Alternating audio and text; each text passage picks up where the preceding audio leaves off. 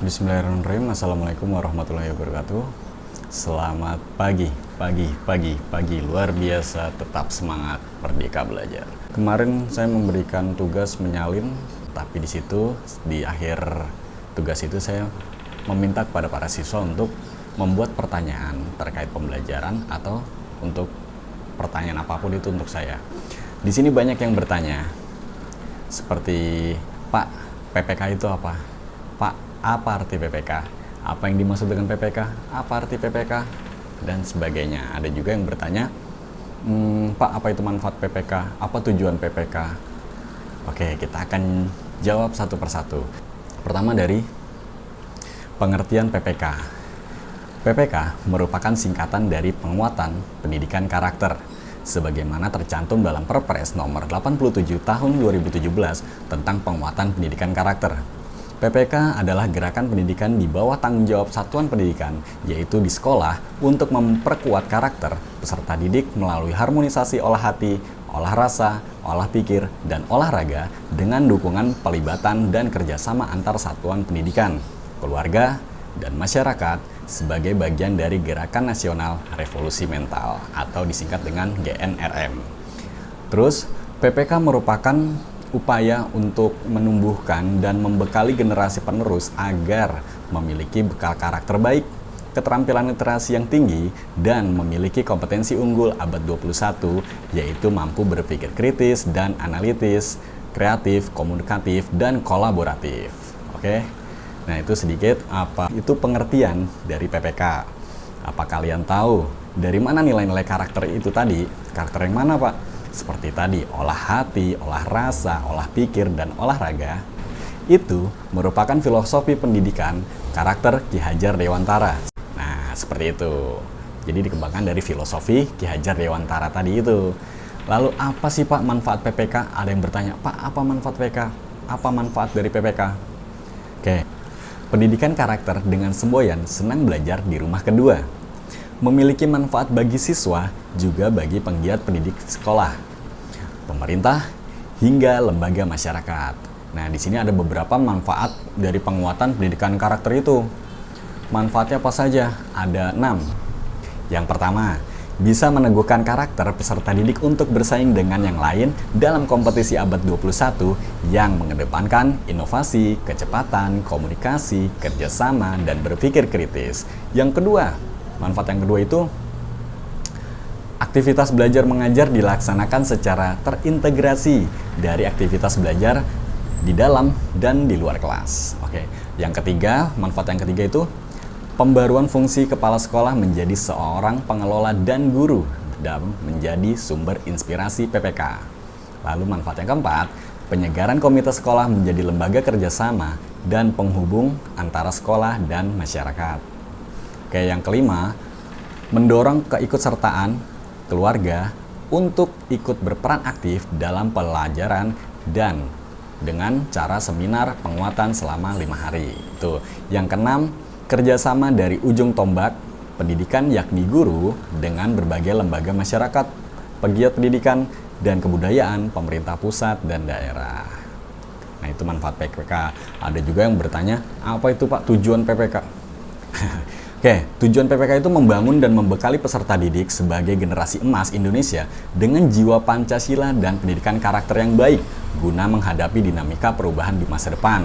Seperti yang pertama, mengembangkan platform pendidikan nasional yang meletakkan pendidikan karakter sebagai jiwa utama dalam penyelenggaraan pendidikan bagi peserta didik dan dukungan pelibatan publik yang dilakukan melalui pendidikan jalur formal, informal, dan non-formal dengan memperhatikan kebudayaan Indonesia itu.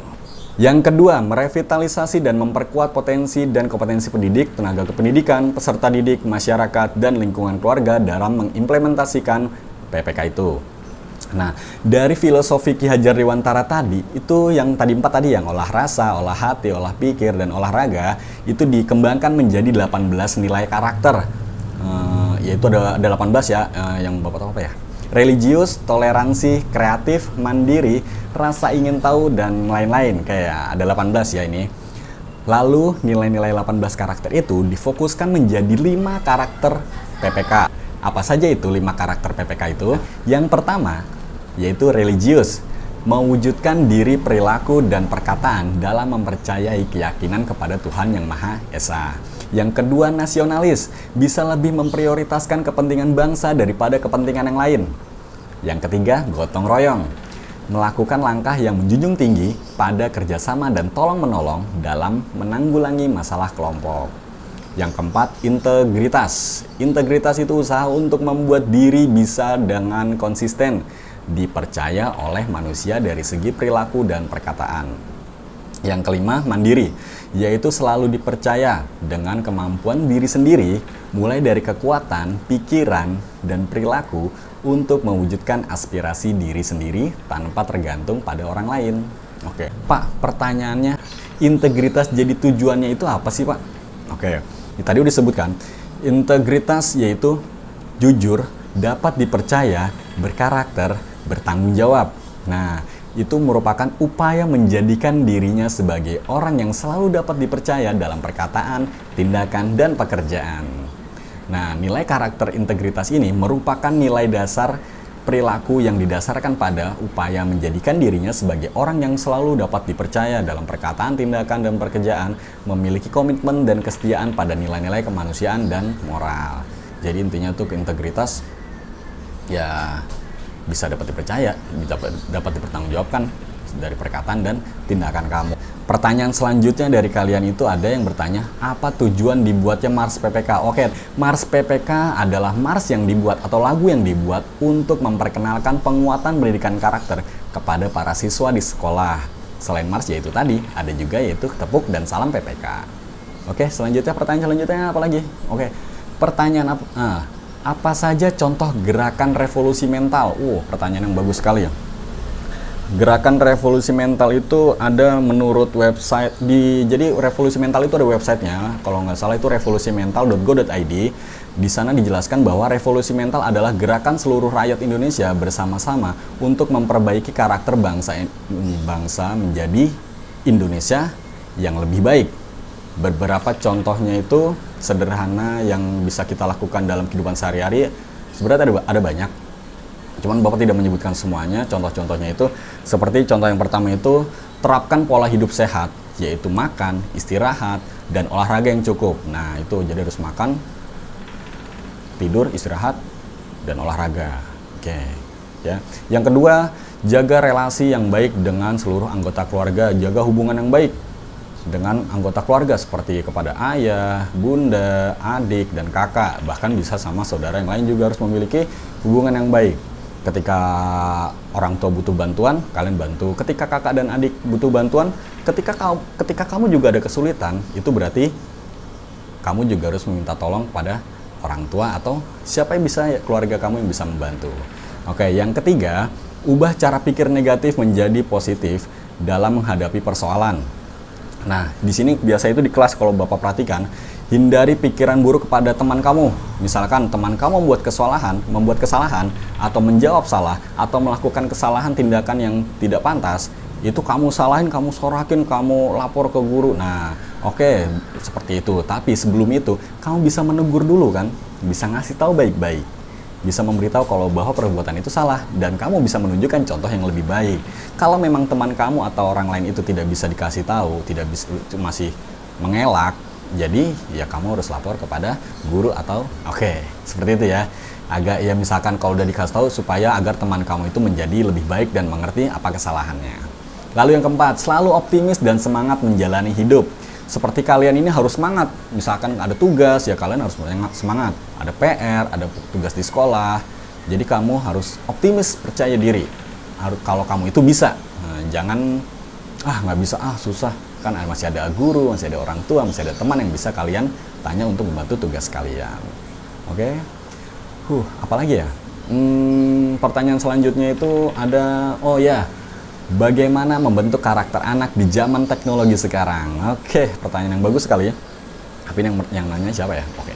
Kemajuan teknologi menjadikan era ini dikenal sebagai era industri 4.0. Kita tahu bahwa kemajuan teknologi saat ini berkembang dengan begitu cepat. Cepatnya teknologi bahkan merambah ke dunia pendidikan. Ya sampai sekarang kita sudah PJJ ini, BDR ini kita udah belajar di rumah, online semua, sudah canggih semuanya mungkin. Bisa melalui handphone, internet, laptop bahkan. Jadi kalian sudah bisa menggunakan berbagai macam aplikasi dan website untuk mengakses. Oke. Nah, tapi di situ sebaiknya gunakanlah teknologi itu sebaik mungkin dalam pembelajaran. Karena teknologi itu juga penting. Akan tetapi ada batasannya dalam penggunaan yang tepat.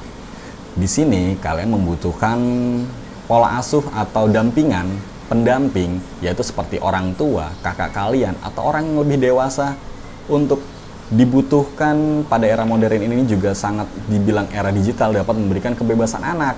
Tetapi kebebasan ini juga perlu dikontrol itu tadi dengan orang tua tadi. Pola asuh di era digital ini juga membantu seorang anak untuk bersikap kritis. Bersikap kritis itu berarti kamu kan dapat informasi banyak, ilmu banyak, pengetahuan banyak. Dengan itu maka peran orang tua dalam mendidik anak yaitu disertai dengan bimbingan orang tua menggunakan gadget yang tujuannya benar dan positif, seperti itu. Oke, mungkin ini pertanyaan terakhir kali ya. Ini pertanyaannya, menurut Pak Gatot, apa manfaat adanya media sosial? Oke, media sosial itu merupakan salah satu teknologi digital yang memiliki dampak positif dan negatif. Oke, kita sebagai orang orang tua yang sebagai orang dewasa itu membimbing, mengarahkan dan mengawasi anak agar lebih dominan memilah manfaat yang positif dari teknologi digital itu. Oke, di sini Bapak akan menyebutkan dampak positif dan negatifnya. Dampak positif di teknologi digital itu banyak, seperti sarana penyampaian informasi suatu kejadian secara cepat, tepat dan akurat. Jadi kamu banyak ngirim informasi nih, ada WA, grup WA, ada informasi nih. Nah, seperti itu. Dan mempermudah mengetahui informasi baru, memperoleh informasi kapanpun, dimanapun, dengan siapapun. Lalu, media sosial mempertemukan dengan teman baru, mempertemukan dengan teman lama. Seperti kamu punya Facebook atau Instagram, kamu bisa ketemu teman baru kamu di Instagram, bisa kenalan, nah seperti itu. Lalu ada juga manfaatnya itu membantu dan mencari informasi, bahan pelajaran untuk belajar. Nah, seperti saat ini ya, lagi pandemik ini ya banyak sekali manfaatnya.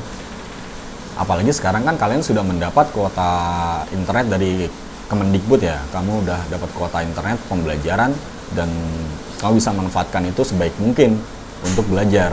Memang karena itu peruntukannya untuk kalian belajar di rumah.